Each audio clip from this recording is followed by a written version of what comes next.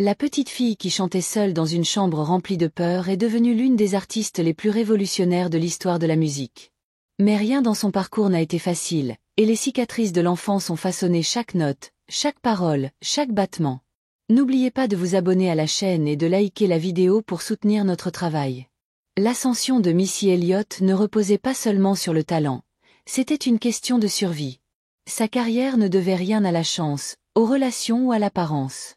Elle jaillissait de tous les noms d'oiseaux qu'elle avait entendus encore et encore, et de sa capacité à n'y répondre que par la musique.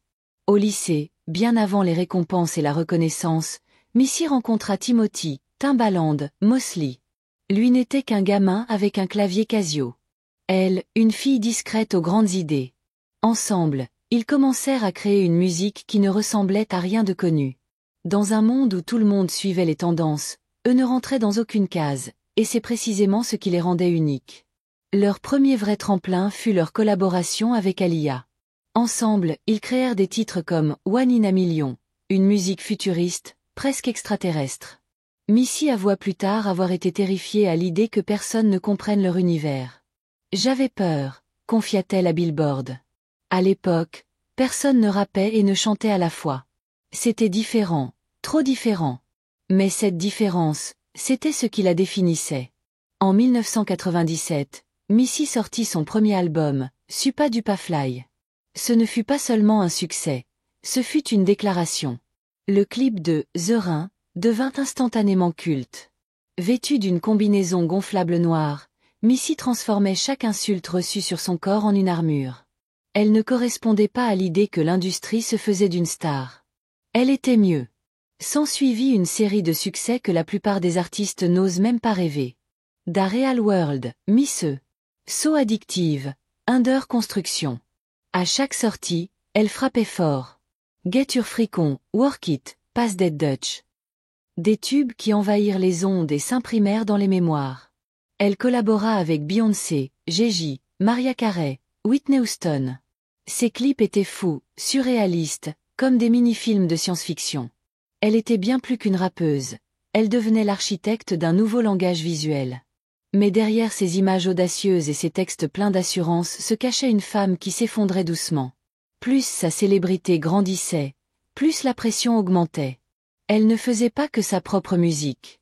Elle écrivait, produisait pour d'autres, accompagnait de jeunes artistes et tentait sans cesse de rester en avance dans une industrie dominée par les hommes qui ne l'avaient jamais totalement acceptée.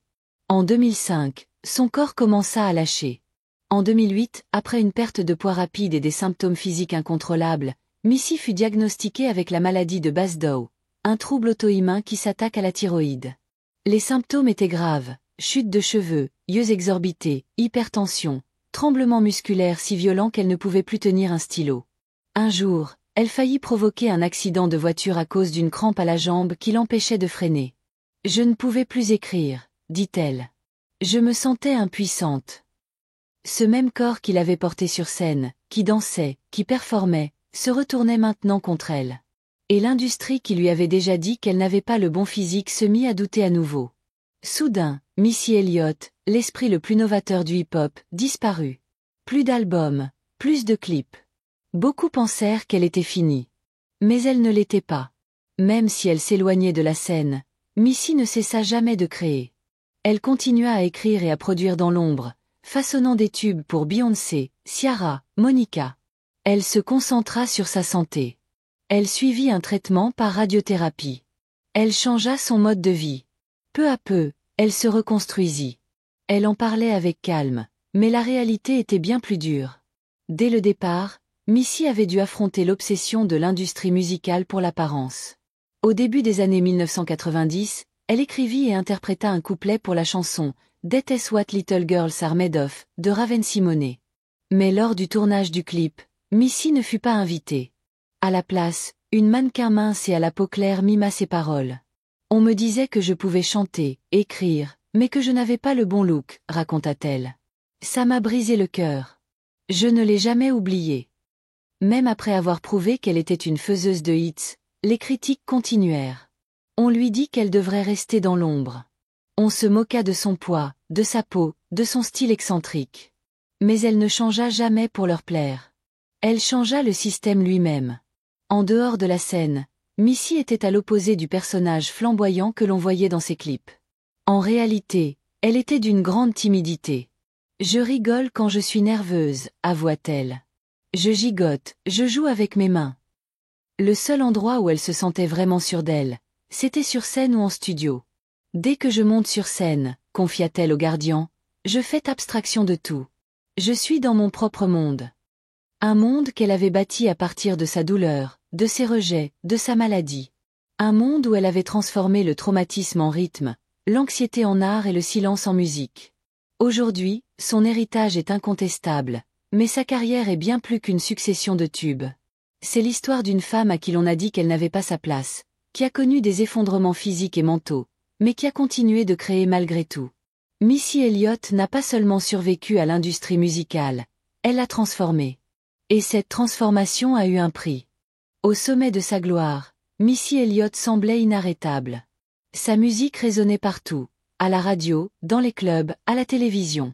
Sa voix, son style, ses clips avaient marqué toute une génération. Mais en 2005, alors que sa légende se consolidait, elle disparut soudainement, sans explication. Les fans se demandaient ce qu'il était advenu de Missy Elliott. La vérité était bien plus dévastatrice que ce qu'aucun d'eux aurait pu imaginer. En coulisses, Missy Elliott se battait pour sa vie. En 2008, après une perte de poids soudaine et spectaculaire, elle consulta des médecins. Le diagnostic bouleversa tout. Elle souffrait de la maladie de Basedow, un trouble auto-immun grave qui attaque la glande thyroïde et perturbe l'équilibre hormonal du corps. Pour une artiste dont le corps et la voix étaient les outils essentiels, cette nouvelle fut terrifiante. Ça provoque la chute de cheveux, les yeux qui ressortent, confia-t-elle à Billboard. Ma tension artérielle était constamment élevée à cause du surmenage. La maladie lui causait de violents tremblements musculaires. À un moment donné, elle ne pouvait même plus tenir un stylo. Je ne pouvais plus écrire de paroles, dit-elle. Je me sentais impuissante, comme si mon corps ne m'appartenait plus. Un jour, elle faillit avoir un grave accident de voiture à cause d'une crampe violente à la jambe qui l'empêchait d'appuyer sur la pédale de frein. Je ne contrôlais plus ma jambe, raconta-t-elle à People. J'ai failli me cracher. Rien à voir avec la performeuse pleine d'énergie qui dansait dans des costumes gonflables et électrisait les plus grandes scènes du monde. Désormais, elle était prisonnière de son propre corps. Elle ne voulait pas que le monde la voie dans cet état. Alors, elle disparut. Après la sortie de The Cookbook en 2005, Missy se retira discrètement de la scène médiatique. Ce que ses fans ignoraient, c'est qu'elle subissait un traitement par radiothérapie, changeait son alimentation et luttait contre le poids psychologique et émotionnel de sa maladie. On vit avec ça pour toujours, expliqua-t-elle, mais j'ai appris à le gérer. Gérer la maladie de Basedow demandait un engagement total. Avec l'aide de ses médecins, elle arrêta progressivement ses médicaments, misa sur la nutrition, le repos et l'exercice.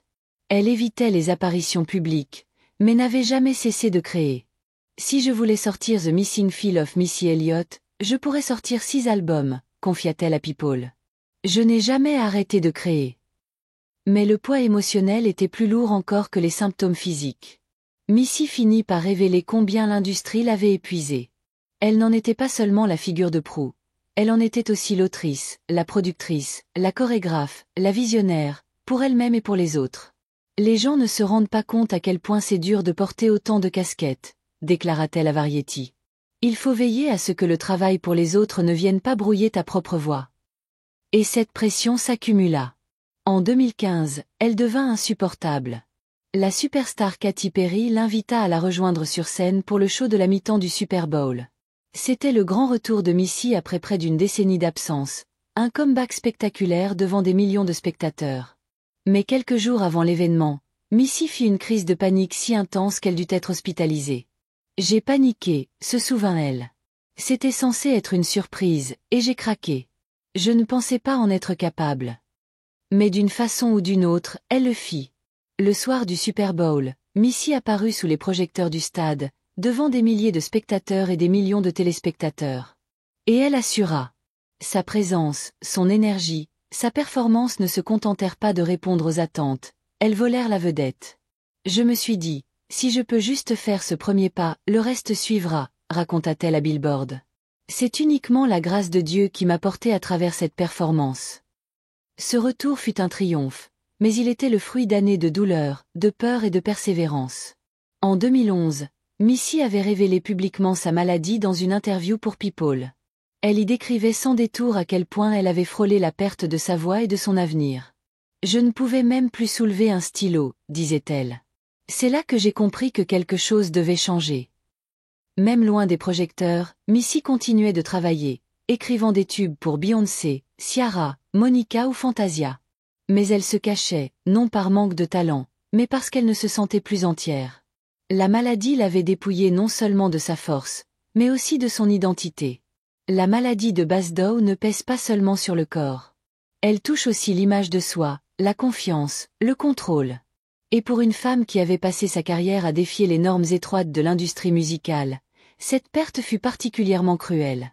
Missy avait déjà enduré des années de critiques. On lui reprochait son corps, son originalité, sa différence. On lui disait qu'elle était trop noire, trop grosse, trop étrange pour réussir. Et maintenant, son propre corps se retournait contre elle. Mais elle ne céda pas. Elle parla ouvertement de sa maladie, brisa les tabous, sensibilisa le public. « Je me sens super bien », dit-elle à USA Today. « Je n'ai plus besoin de médicaments depuis plus d'1 an. Je gère tout ça avec l'alimentation et le sport. J'ai trouvé une forme de paix. » Avec le temps, Missy Elliott reprit le pouvoir. Elle devint la première femme rappeuse à entrer au Songwriter Hall of Fame. Elle sortit l'épée Iconologie, revint sur les scènes des cérémonies de remise de prix et reçut des distinctions prestigieuses comme le Michael Jackson Video Vanguard Award. Mais rien de tout cela ne fut facile. À chaque performance, elle porte les cicatrices de ses combats, mais elle incarne aussi la force, la résilience. La preuve que derrière l'image, derrière la musique, il y a une survivante. Le parcours de Missy Elliott est marqué par la douleur, la pression et la persévérance. Des traumatismes de l'enfance à une maladie menaçant sa vie, elle a tout affronté et a pourtant transformé à jamais l'industrie musicale. Son histoire est tragique, oui, mais profondément puissante. N'oubliez pas de vous abonner à la chaîne et de liker cette vidéo si son destin vous a touché.